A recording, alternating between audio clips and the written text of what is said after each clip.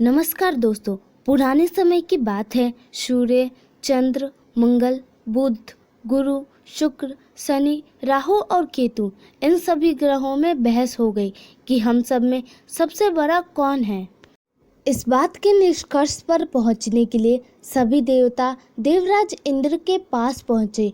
उन्होंने कहा, हे देवराज, अब आप ही निर्णय करें कि हम सब में सबसे बड़ा कौन है। देवताओं द्वारा पूछे गए सवाल से देवराज इंद्र उलझन में पड़ गए। इंद्रदेव ने कहा कि मैं इस प्रश्न का उत्तर नहीं दे सकता, मैं असमर्थ हूँ। इस सवाल का जवाब पाने के लिए वह सभी पृथ्वी लोक में उज्जैनी नगर के राजा विक्रमादित्य के पास गए। राजा विक्रमादित्य के महल पहुंचकर सभी देवताओं ने प्रश्न किया। इस पर राजा विक्रमादित्य भी असमंजस में पड़ गए। वो सोच रहे थे कि सभी के पास अपनी अपनी शक्तियां हैं, जिसके चलते वो महान हैं। अगर किसी को छोटा या बड़ा कहा गया तो उन्हें क्रोध के कारण काफ़ी हानि हो सकती है। इसी बीच राजा को एक तरकीब सूझा। उन्होंने 9 तरह की धातु बनवाई, जिसमें स्वर्ण, रजत, कांसा, तांबा, शीशा, रांगा, जस्ता व लोहे शामिल थे। राजा ने सभी धातुओं को एक एक आसन के पीछे रख दिया। इसके बाद उन्होंने सभी देवताओं को सिंहासन पर बैठने के लिए कहा। धातुओं के गुणों के अनुसार सभी आसनों को एक दूसरे के पीछे रखवाकर उन्होंने देवताओं को अपने अपने सिंहासन पर बैठने को कहा। जब सभी देवताओं ने अपना अपना आसन ग्रहण कर लिया, तब राजा विक्रमादित्य ने कहा, इस बात का निर्णय हो चुका है, जो सबसे पहले सिंहासन पर बैठा है वही बड़ा है। यह देखकर शनि देवता बहुत नाराज हुए। उन्होंने कहा, राजा विक्रमादित्य, यह मेरा अपमान है। तुमने मुझे सबसे पीछे बैठाया है, मैं तुम्हारा विनाश कर दूंगा। तुम मेरी शक्तियों को नहीं जानते। शनि ने कहा, एक राशि पर सूर्य 1 महीने, चंद्रमा 2.25 दिन, मंगल 1.5 महीने, बुध और शुक्र 1 महीने, बृहस्पति 13 महीने रहते हैं, लेकिन मैं किसी भी राशि पर 7.5 वर्ष रहता हूँ। मैंने अपने प्रकोप से बड़े बड़े देवताओं को पीड़ित किया है। मेरे ही प्रकोप के कारण श्री राम को वन में जाकर रहना पड़ा था, क्योंकि उन पर सारे साथी थी। रावण की मृत्यु भी इसी कारण हुई। अब तू भी मेरे प्रकोप से नहीं बच पाएगा। शनिदेव ने बेहद क्रोध में वहां से विदा ली। वहीं बाकी के देवता खुशी खुशी वहां से चले गए।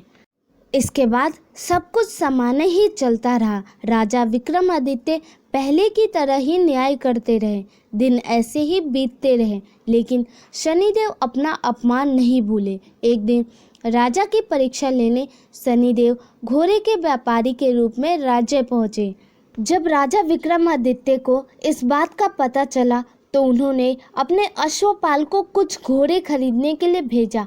अश्वपाल लौट आया और राजा को बताया कि घोड़े बेहद ही कीमती है। राजा ने खुद जाकर एक सुंदर और शक्तिशाली घोड़ा पसंद किया और उसकी चाल देखने के लिए घोड़े पर सवार हो गए। जैसे ही राजा विक्रमादित्य घोड़े पर बैठे, वैसे ही घोड़ा बिजली की रफ्तार से दौड़ पड़ा। घोड़ा राजा को एक जंगल ले गया और वहां जाकर राजा को नीचे गिरा दिया और फिर कहीं गायब हो गया। राजा का रास्ता ढूंढने के लिए राजा जंगल में भटकने लगा, लेकिन उसे कोई रास्ता नहीं मिला। कुछ समय बाद उसे एक चरवाहा मिला। भूख प्यास से परेशान उस राजा ने चरवाहे से पानी मांगा। चरवाहे ने उसे पानी दिया और राजा ने उसे अपनी एक अंगूठी दे दी। रास्ता पूछकर राजा जंगल से निकल गया और पास में ही मौजूद एक नगर में पहुंच गया। एक सेठ की दुकान पर राजा कुछ आराम करने के लिए रुका। सेठ से बातचीत करते हुए उसने बताया कि वो उज्जैनी नगर से आया है। राजा कुछ देर तक उस दुकान पर बैठा। जितनी देर वो वहाँ बैठा, सेठ जी की काफ़ी बिक्री हो गई। सेठ ने राजा को बहुत भाग्यवान समझा।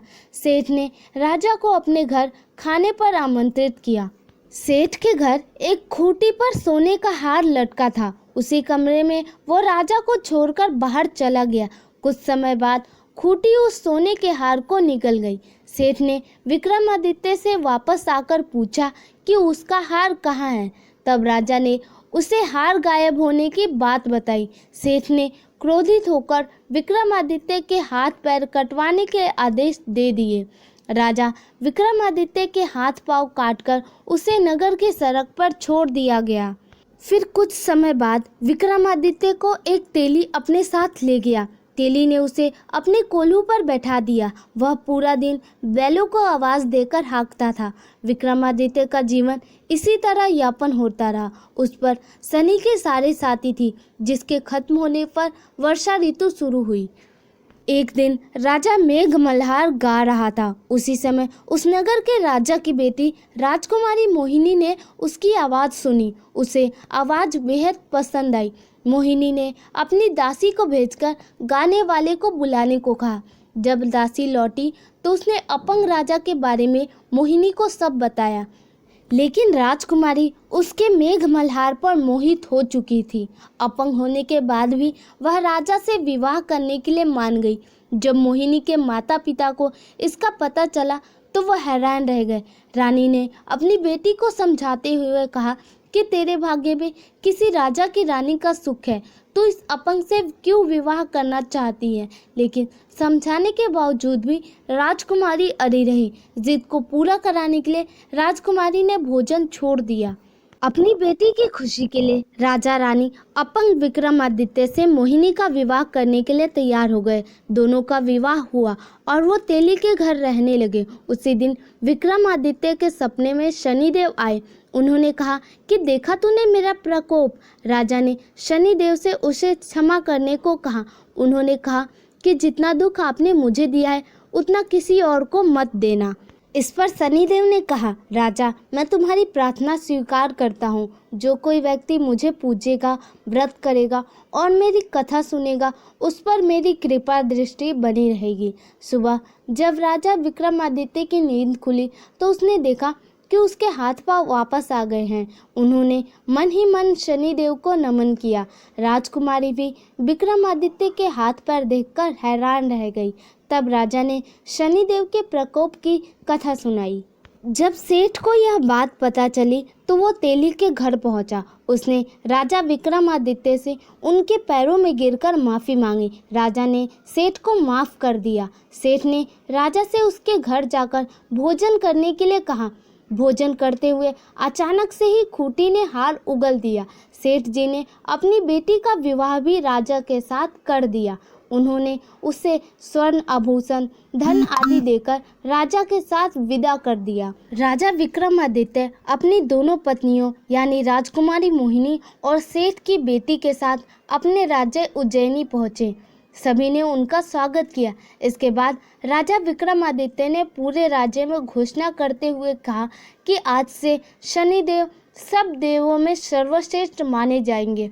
साथ ही शनिदेव का व्रत करें और व्रत कथा जरूर सुने। यह देखकर शनिदेव बहुत खुश हुए। व्रत करने और व्रत कथा सुनने से शनिदेव की कृपा रहने लगी और लोग आनंद पूर्वक रहने लगे।